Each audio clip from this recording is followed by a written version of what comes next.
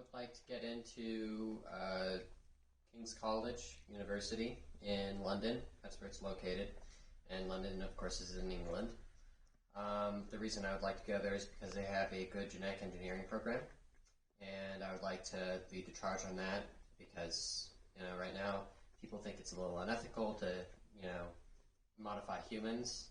But I want to lead the charge on that because I think it's going to be unethical to not do that in the future.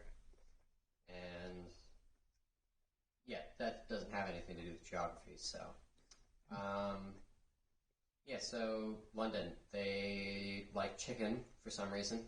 They have a really weird fascination with gin, like a lot of gin. Children would have gin because it would be so cheap at the time in the 18th century. Like they just had like a huge period with that. Everyone had like 2 liters a week or something on average, including children. And yeah, so they also like a lot of bread and pastries. A little bland, but what do you do? They also like eel and mashed pies. Wait. Like Mash shepherd's and pie. pie and eel houses, and that's what they had in the 18th century.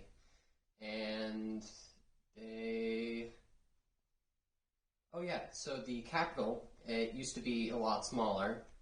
Of course, London is the capital now, but it's like about 3,500 miles across, or whatever, in square miles.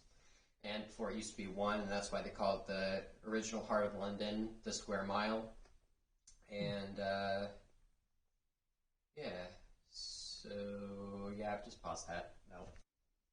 About 50% of the people are white, about 50% of the people are Christian, so no surprise there. Although I was expecting like a big landslide in white in Christianity because, they had the queen there and all that, so I thought that they'd be pretty old-fashioned, and so they would be sticking to one religion pretty strongly.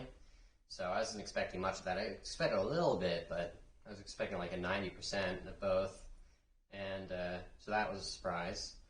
They also have a large export of nuclear power plant parts, and they make about $4 billion a year on that, I believe, because, I'm not going to do the math. This is a geography video, so, yeah. They also have about 10% of their economy a year is selling car parts as well, and about I believe 16% of it would be oil and materials. Surprisingly, I expected it to be a lot more, but apparently a lot of it's just the nuclear parts. And I believe that concludes that.